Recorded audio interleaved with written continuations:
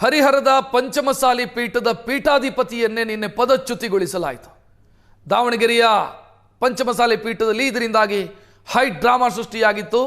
15 ಕೋಟಿ ರೂಪಾಯಿ ದುರ್ಬಳಕೆ ಮಾಡಿದ್ದಾರೆ ಅನ್ನೋ ಆರೋಪ ಕೇಳಿಬಂದಿತ್ತು. ಟ್ರಸ್ಟಿಗಳ ವಿರುದ್ಧ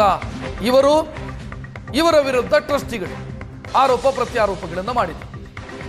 ವಚನಾನಂದ ಶ್ರೀಗಳನ್ನು ಪದಚ್ಯುತಗೊಳಿಸಿ ಟ್ರಸ್ಟಿಗಳು ನಿರ್ಧಾರವನ್ನು ತೆಗೆದುಕೊಂಡರು. ಮಠದ ಮುಂದೆ ವಚನಾನಂದ ಶ್ರೀಗಳು ಮತ್ತು ಪೊಲೀಸ್ ಅಧಿಕಾರಿಗಳ ಮಧ್ಯೆ ವಾಕ್ಸಮರ ಕೂಡ ಆಯಿತು. ಕೊನೆಗೆ ಕಚೇರಿಗೆ ಬೀಗ ಹಾಕುವಂತ ಕೆಲಸವೂ ಕೂಡ ಆಯಿತು. ಟ್ರಸ್ಟ್ ತೆಗೆದುಕೊಂಡಂತ ನಿರ್ಧಾರದ ಅನ್ವಯ ವಚನಾನಂದ ಶ್ರೀಗಳ ಕಚೇರಿಗೆ, ಮಠದಲ್ಲಿರುವಂಥ ಕಚೇರಿಗೆ ಬೀಗವನ್ನ ಕೂಡ ಹಾಕಲಾಗಿದೆ ಸದ್ಯಕ್ಕೆ. ಅಂದ್ರೆ ಟ್ರಸ್ಟ್ನ ನಿರ್ಧಾರವೇ ಅಂತಿಮ. ಟ್ರಸ್ಟ್ ತೆಗೆದುಕೊಂಡಂತ ನಿರ್ಧಾರದ ಅನ್ವಯ ವಚನಾನಂದ ಶ್ರೀಗಳನ್ನ ಪೀಠದಿಂದ ಪದಚ್ಯುತಿಗೊಳಿಸಲಾಗಿದೆ. ಗಂಭೀರ ಆರೋಪಗಳನ್ನು ವಚನಾನಂದ ಶ್ರೀಗಳ ವಿರುದ್ಧ ಟ್ರಸ್ಟಿಗಳು ಮಾಡ್ತಾ ಇದ್ದಾರೆ.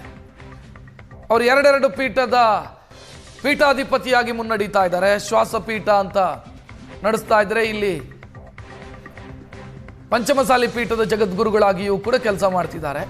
ಅವರಿಗೆ ಅವತ್ತೇ ಹೇಳಿದ್ವಿ ನಾವು ಎರಡರಲ್ಲಿ ಒಂದನ್ನು ಆಯ್ಕೆ ಮಾಡಿಕೊಳ್ಳಿ ಅಂತ. ಅವರು ಎರಡರಲ್ಲೂ ಮುಂದುವರೆದ್ರು. ಅದಕ್ಕಾಗಿ ನಾವು ಅವರನ್ನ ಪದಚ್ಯುತಿ ಮಾಡೋದು ಅನಿವಾರ್ಯ ಆಯಿತು ಅಂತ.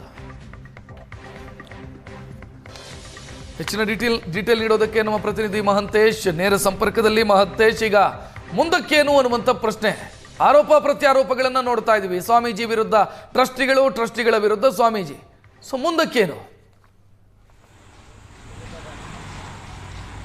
ಎಸ್ ರಕ್ಷತ್, ಈಗ ದಾವಣಗೆರೆ ಜಿಲ್ಲೆ ಹರಿಹರದಲ್ಲಿರುವಂತಹ ವೀರಶೈವ ಲಿಂಗಾಯತ ಪಂಚಮಸಾಲಿ ಪೀಠದ ವಿವಾದ ಏನಿದೆ ಅದು ತಾರಕಕ್ಕೇರಿದೆ. ಈಗ 15 ಟ್ರಸ್ಟಿಗಳ ಪೈಕಿ 12 ಟ್ರಸ್ಟಿಗಳು ಸೇರಿ ಸರ್ವಾನುಮತದಿಂದ ವಚನಾನಂದ ಶ್ರೀಗಳನ್ನು ಪದಚ್ಯುತಿ ಮಾಡಿದ್ದೇವೆ ಅಂತ ಈಗಾಗಲೇ ಪ್ರಕಟಣೆಯನ್ನು ಹೊರಡಿಸಿರುವಂಥದ್ದು, ಮಾಧ್ಯಮ ಹೇಳಿಕೆಯನ್ನು ನೀಡಿರುವಂಥದ್ದು. ಇದರ ವಿರುದ್ಧವಾಗಿ ಅಂದರೆ ನಿನ್ನೆ ಸಂಜೆ ತಡರಾತ್ರಿವರೆಗೂ, ರಾತ್ರಿ 9 ಗಂಟೆಯವರೆಗೂ ಸಹ ಶ್ರೀಮಠದಲ್ಲಿ ಏನು ವಚನಾನಂದ ಶ್ರೀಗಳ ನೇತೃತ್ವದಲ್ಲಿ ಪಂಚಮಸಾಲಿ ಮುಖಂಡರು ಮತ್ತು ಭಕ್ತರ ಒಂದು ಸಭೆ ನಡೆಯಿತು. ಆ ಸಭೆಯಲ್ಲಿ ಒಂದು ನಿರ್ಣಯವನ್ನು ಕೈಗೊಳ್ಳಾಯಿತು. ಏನಂತಂದರೆ ಬಯಲಾ ಪ್ರಕಾರ ಯಾವುದೇ ಅಧಿಕಾರ ಟ್ರಸ್ಟ್ಗೆ ಇರೋದಿಲ್ಲ.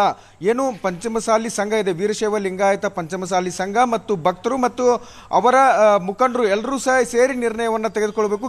ಕೇವಲ 12 ಟ್ರಸ್ಟಿಗಳು ತೆಗೆದುಕೊಳ್ಳುವ ನಿರ್ಧಾರ ಅಂತಿಮವಲ್ಲ.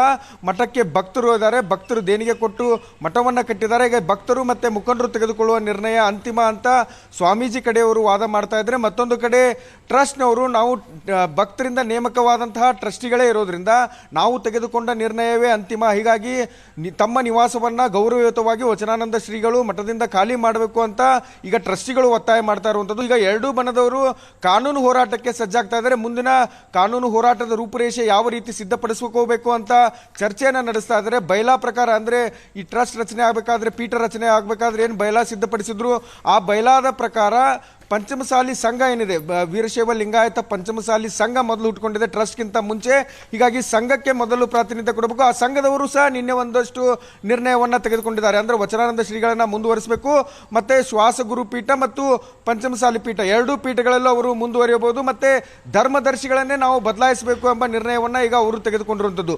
ಇತ್ತ ಟ್ರಸ್ಟಿಗಳು ತಾವು ಒಂದು ನಿರ್ಣಯವನ್ನು ತೆಗೆದುಕೊಂಡಿದ್ದಾರೆ, ನಾವು ಶ್ರೀಗಳನ್ನು ಪದಚ್ಯುತಿ ಮಾಡಿದೀವಿ ಅಂತ. ಈಗ ಎರಡೂ ಕಡೆಯವರು ಕಾನೂನು ಹೋರಾಟಕ್ಕೆ ಸಜ್ಜಾಗಿದ್ದು, ಮುಂದೆ ಇದು ಯಾವ ಸ್ವರೂಪ ತೆಗೆದುಕೊಳ್ಳುತ್ತೆ ಅಂತ ಕಾದು ನೋಡಬೇಕು. ಈಗ ವಚನಾನಂದ ಶ್ರೀಗಳು ಸಹ ಒಂದು ವಾದವನ್ನು ಮಾಡಿದ್ದಾರೆ. ಏನೀಗ ಪಂಚಮಸಾಲಿ ಪೀಠದ ಟ್ರಸ್ಟ್ನವರು ಏನು ಒಂದು ವಾದ ಮಂಡಿಸಿದ್ರು, ಇವರು ಶ್ವಾಸ ಗುರುಪೀಠದಲ್ಲಿ ಮುಂದುವರಿಬೇಕು, ಇಲ್ಲವೇ ಪಂಚಮಸಾಲಿ ಪೀಠದಲ್ಲಿ ಮುಂದುವರಿಬೇಕು ಅಂತ ವಾದವನ್ನು ಮುಂದೆ ಇಟ್ಟಿದ್ರು. ಈಗ ವಚನಾನಂದ ಶ್ರೀಗಳು ಹೇಳ್ತಾ ಇರುವಂಥದ್ದು, ನಾನು ಆ ಶ್ವಾಸ ಗುರುಪೀಠವನ್ನೇನಿದೆ ಅದನ್ನ ಈ ಪಂಚಮಸಾಲಿ ಪೀಠದ ಅಡಿಯಲ್ಲೇ ಅದನ್ನ ತೆಗೆದುಕೊಂಡು ಬರ್ತೀನಿ, ಎರಡೂ ಪೀಠಗಳನ್ನ ರನ್ ಮಾಡ್ಕೊಂಡು ಹೋಗ್ತೀನಿ ಎಂಬ ಮಾತನ್ನ ಹೇಳಿರುವಂಥದ್ದು. ಸದ್ಯ ಇದು ಈಗ ಯಾವ ಮಟ್ಟಕ್ಕೆ ತಲುಪುತ್ತೆ ಎಂಬುದನ್ನ ಕಾದು ನೋಡಬೇಕು. ರಕ್ಷತ್, ಥ್ಯಾಂಕ್ ಯು ಮಹಂತೇಶ್ ಮಾಹಿತಿಗೆ.